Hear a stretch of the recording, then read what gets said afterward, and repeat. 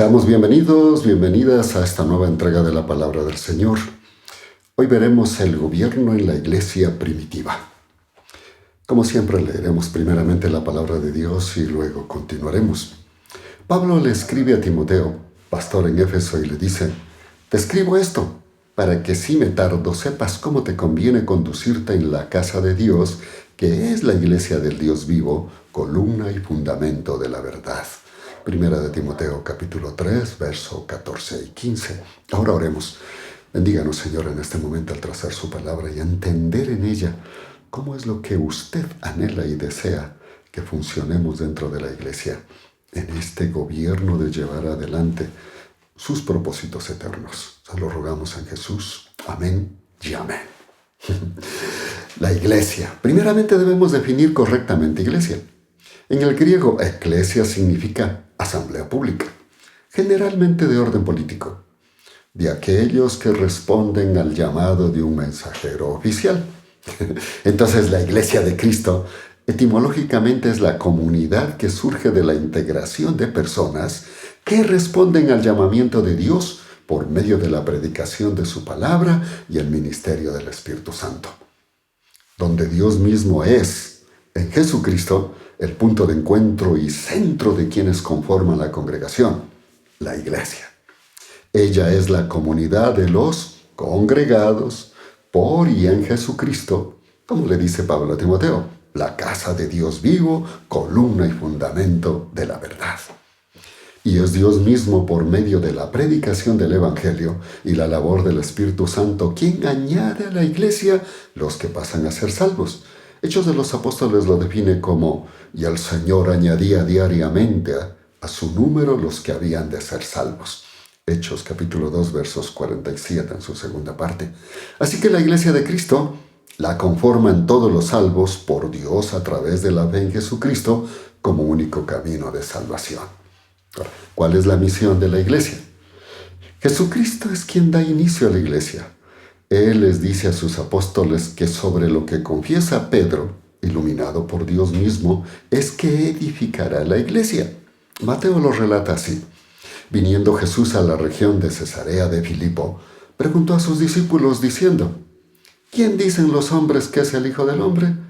Ellos dijeron: «Unos, Juan el Bautista; otros, Elías; y otros, Jeremías o uno de los profetas». Él les dijo: «¿Y vosotros, quién decís que soy yo?».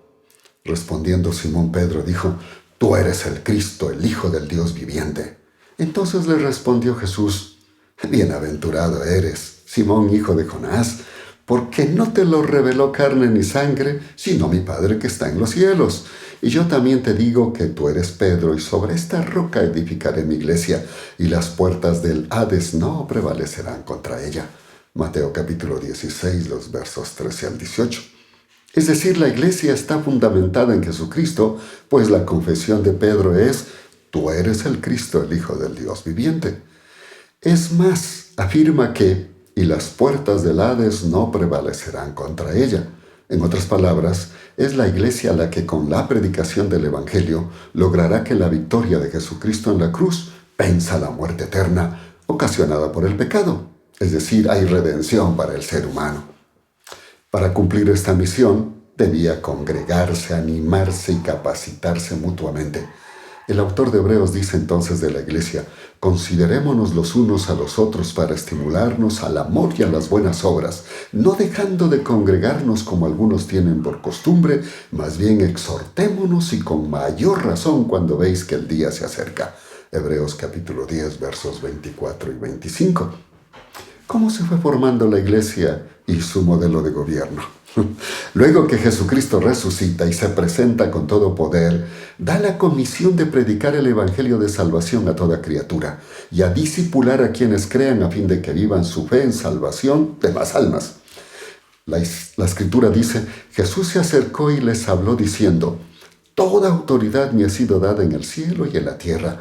Por tanto, id y haced discípulos a todas las naciones, bautizándolos en el nombre del Padre, y del Hijo, y del Espíritu Santo, enseñándoles que guarden todas las cosas que os he mandado. He aquí yo estoy con vosotros todos los días hasta el fin del mundo». Mateo 28, del 18 al 20. Los apóstoles fueron los que tomaron el liderazgo de la primitiva iglesia en Jerusalén.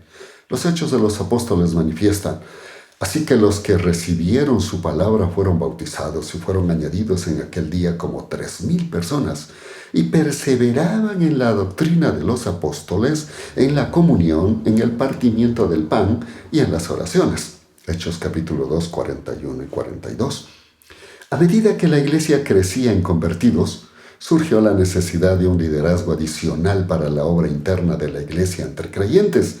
Así se eligen los diáconos. La Escritura dice: y en aquellos días, como crecía el número de los discípulos, hubo murmuración de los griegos contra los hebreos, de que sus viudas de aquellos eran desatendidas en la distribución diaria.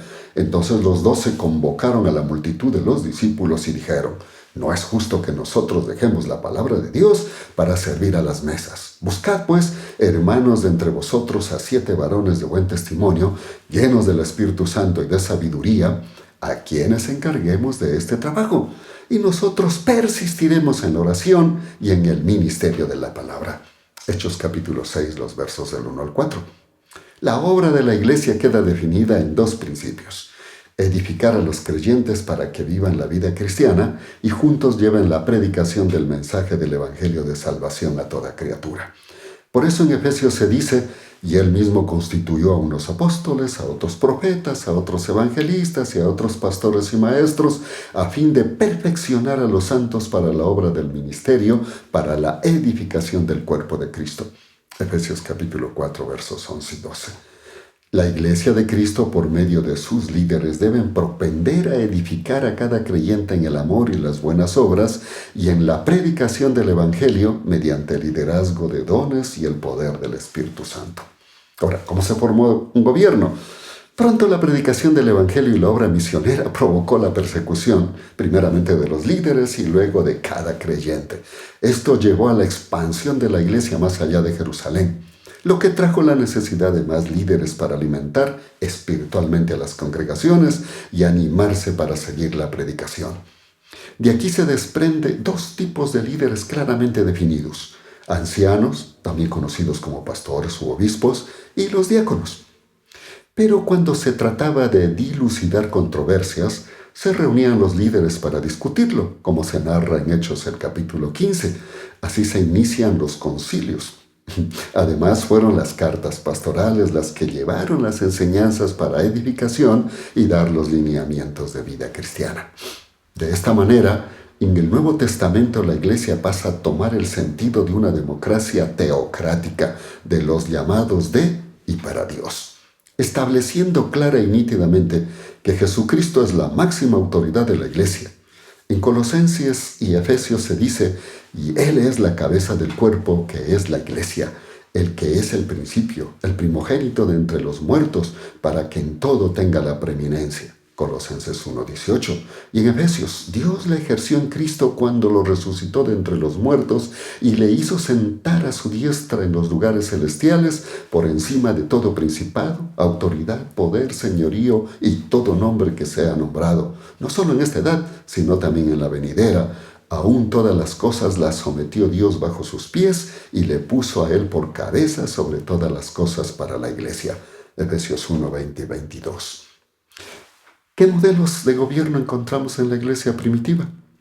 En el Nuevo Testamento, sobre todo en los Hechos de los Apóstoles y las cartas a la iglesia, se puede ver algunas formas de gobierno en las iglesias formadas mediante la predicación en los diversos lugares del mundo conocido. Sin embargo, se encuentra un común denominador: Jesucristo es la cabeza y lleva adelante sus propósitos a través de la iglesia, dirigida por líderes con dones brindados por Dios mismo y reconocidos por la congregación con sus manifestaciones y carácter. A continuación, algunas de las más conocidas que subsisten en nuestro medio. El gobierno congregacional. Dice Romanos 12:5: así nosotros, siendo muchos, somos un solo cuerpo en Cristo, pero todos somos miembros los unos de los otros. La forma de gobierno congregacional es donde todos los miembros deciden sobre las cosas y programas y dinero de manejo de la iglesia. Normalmente es por votación, tanto abierta como secreta y directa. Este tipo de gobierno lo han adoptado la mayoría de las iglesias bautistas, pentecostales e iglesias denominacionales. La congregación decide en las políticas y direccionalidad de su accionar. Muchas veces incluye el contratar un pastor o administrar sus ingresos. Algunos han caído en la tentación de gobernarse a sí misma, teniendo a Jesucristo como un medio de utilizarlo antes que obedecerle, y allí está un problema para este tipo. El otro es el gobierno episcopal. Dice las Escrituras en Hechos 20, «Tened cuidado por vosotros mismos y por todo el rebaño sobre el cual el Espíritu Santo os ha puesto como obispos para pastorear la iglesia del Señor, la cual adquirió para sí mediante su propia sangre». Este tipo de gobierno es eclesial jerárquico, y quien ejerce la autoridad es llamado episcopo, obispo o vicario, y es quien supervisa la iglesia, designa pastores, dirige las políticas de gobierno y lidera la visión de toda la congregación. Las iglesias que han adoptado este tipo de gobierno episcopal son la Iglesia Católica Romana, muchos anglicanos, ortodoxos y metodistas. El otro es el gobierno presbiteriano. Dice, «Y los ancianos entre vosotros les exhorto, yo anciano también, con ellos, testigo de los sufrimientos de Cristo y también participante de la gloria que ha de ser revelada, apacentad el rebaño de Dios que está a vuestro cargo, cuidándolo no por la fuerza, sino de buena voluntad, según Dios, no por ganancias deshonestas, sino de corazón». Primera de Pedro, capítulo 5, versos 1 y 2. El término presbítero señala a alguien con mucha experiencia, avanzado en años o anciano. Por tanto, es la forma de gobierno donde las decisiones de la iglesia las toma un grupo selecto de creyentes con experiencia, llamado concilio de ancianos o presbiterio. Se le llama presbiteriano por cuanto es típico de las iglesias presbiterianas. El concilio o grupo de ancianos toma las decisiones del gobierno de la iglesia, y en la mayoría de ellas sus decisiones están jerárquicamente sobre el pastor. ¿Son los únicos modelos? No, estos no son los únicos modelos. Realmente existe una variedad de variantes de estos modelos. Bíblicamente podríamos decir que estos modelos solo describen cómo fue que cada iglesia pudo llevar un gobierno interno para cumplir la visión y misión de salvación a los seres humanos, tanto judíos como gentiles, a través del camino provisto por Dios en Jesucristo y su sacrificio salvífico en el Calvario. Por tanto, el Nuevo Testamento nos describe la forma y resultados de diferentes formas de gobierno. Sin embargo, no se encuentra en ninguna carta o evangelio que alguno de ellos haya llegado a ser normativo. Más bien, a través de ellos Dios muestra que es el Espíritu Santo quien va proveyendo de los medios de gobierno, según la cultura, la sociedad y idiosincrasia de cada lugar donde su iglesia exista, con el fin de cumplir sus propósitos eternos. Una de las cosas encontradas es que todos los gobiernos eran funcionales. El Señor fue muy claro en su palabra acerca de la manera que Él desea que esté dirigida y organizada su iglesia terrenal. Por ello manifiesta, sino que, siguiendo la verdad con amor, crezcamos en todo hacia aquel que es la cabeza, Cristo, de parte de Él todo el cuerpo, bien concertado y entrelazado por la cohesión que aportan todas las coyunturas, recibe su crecimiento de acuerdo con la actividad proporcionada a cada uno de los miembros para ir edificándose en amor. Efesios capítulo 4, los versos 15 y 16. Queda claro que el gobierno de la iglesia primitiva fue funcional, siguiendo un orden de autoridad, no jerárquico ontológico, sino funcional. Encontramos que primeramente está Cristo, pues Él con su muerte expiatoria y resurrección toma todo el poder y es la cabeza de la iglesia como suprema autoridad, como leímos en Efesios 1:22, Efesios 4:15, Colosenses 1:18. En segundo lugar, los pastores y diáconos. Estos sujetos a la palabra de Dios y bajo la dependencia de Jesucristo, la iglesia debe estar dirigida por un liderazgo espiritual, compuesto de dos ministerios principales, ancianos o pastores y diáconos. En tercer lugar, asumir funciones según dones. La iglesia cumple su labor edificándose y prestando servicio de salvación de almas según dones espirituales, brindados por el Espíritu Santo, dice la Escritura, porque de la manera que en un cuerpo tenemos muchos miembros, pero no todos los miembros tienen una misma función, Así nosotros, siendo muchos, somos un cuerpo en Cristo y todos miembros los unos de los otros, de manera que, teniendo diferentes dones, según la gracia que nos es dada, si el de profecía, úsese conforme a la medida de la fe, o si de servicio, en servir, el que enseña en enseñanza, el que exhorta en la exhortación, el que reparte con liberalidad, el que preside con solicitud, el que hace misericordia con alegría. Romanos 12, capítulo 12, versos 4 y 8. Por tanto, el gobierno está definido por la calidad de los líderes que funcionan y asumen su responsabilidad según los dones brindados por Dios mismo. Quienes asuman, según sus dones, el liderazgo de gobierno, tienen que mostrar el don o dones y desarrollar el carácter a la manera de Dios. Por eso las Escrituras, al hablar de los ministros que dirijan y gobiernen la iglesia, exponen claramente las cualidades del carácter y las responsabilidades de estos roles de liderazgo. Los apóstoles lo hicieron así y solicitaron a los nobles líderes que establezcan ancianos con dones, pero que muestren carácter conforme a Dios. Por ejemplo, a Tito se le dice: por esta causa te dejé en Creta, para que pusieras en orden lo que faltase y establecieras ancianos en cada ciudad como te mandé. Sea el anciano irreprensible, marido de una sola mujer, que tenga hijos creyentes, que no sean acusados como libertinos o rebeldes, porque es necesario que el obispo sea irreprensible como mayordomo de Dios, que no sea arrogante, ni de mal genio, ni dado al vino, ni pendenciero, ni ávido de ganancias deshonestas. Antes bien, debe ser hospitalario, amante de lo bueno, prudente, justo, santo y dueño de sí mismo, que sepa retener la palabra fiel conforme a la doctrina, para que pueda exhortar con sana enseñanza y también refutar a los que se oponen.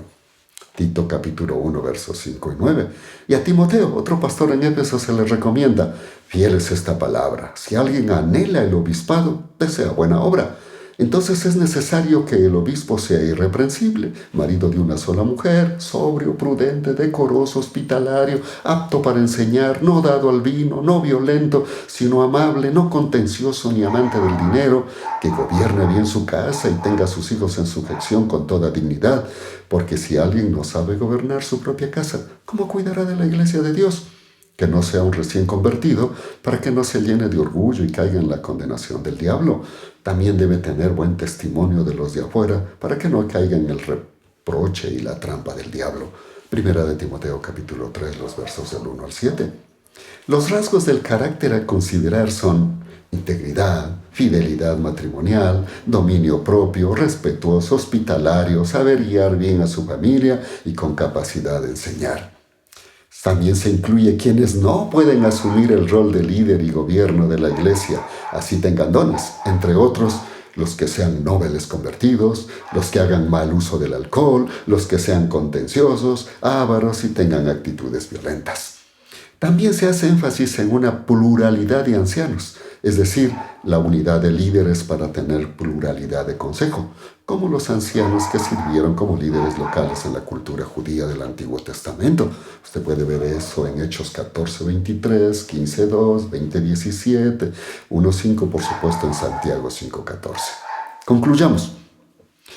Realmente los modelos de cómo las iglesias primitivas tomaron su gobierno en el inicio de la iglesia muestran flexibilidad y fluidez en cumplir los propósitos de Dios a través del Evangelio de Jesucristo, es decir, asumieron el servicio salvífico por encima de cualquier estructura. Podríamos decir que Dios en su amor permite que su iglesia se organice de la manera en que cumpla su función ministerial de salvar almas y edificar a los creyentes. Lo que sí se encuentra es que en todas ellas existe una forma de reconocimiento de dones espirituales en función y cumplimiento de la organización, como pastores, diáconos, luego maestros, evangelistas, etc., según el obrar del Espíritu Santo. En este modelo de gobierno existió liderazgo compartido y participativo, según dones y ministerios. Por eso dice que él mismo constituyó a unos apóstoles, a otros profetas, a otros evangelistas y a otros pastores y maestros, a fin de capacitar a los santos para la obra del ministerio, para la edificación del cuerpo de Cristo. Efesios 4, versos 11 y 12. Otro principio que se encuentra es la rendición de cuentas. Todos los creyentes en sus diferentes ministerios, según dones espirituales, se rendían cuentas mutuamente para llevar de la mejor manera el Evangelio, limando asperezas y potenciando formas. Dice la Escritura, una vez llegados a Jerusalén, fueron recibidos por la iglesia y por los apóstoles y les refirieron todas las cosas que Dios había hecho con ellos. Es decir, pasaron cuentas. Hechos capítulo 15, verso 4. Podríamos decir que en la iglesia primitiva se encuentran principios de liderazgo según dones en un clima de responsabilidad. Concluimos que el gobierno en la iglesia primitiva lo ejerció absolutamente Cristo y lo hizo con el Espíritu Santo, su palabra, los dones dados a cada creyente y que funcionaban colectivamente en la iglesia. Por tanto, cualquiera que sea el gobierno que asuma una congregación debe ser tal que en primer lugar ponga a Cristo como Señor y permita que su palabra, con la dirección del Espíritu Santo, fluya de tal manera que lleve el mensaje de salvación con un sentido de responsabilidad compartida y de rendición de cuentas mutua para el engrandecimiento de su obra. Entonces, la iglesia en su gobierno debe ser consustancial con la naturaleza misma de ella y a lo que fue llamada. Esto es, obedecer y reflejar a Cristo. Ahora oremos. Gracias, Padre, por su palabra. Todavía falta mucho por llegar, pero entendemos esos principios básicos. Cristo es la cabeza de la iglesia.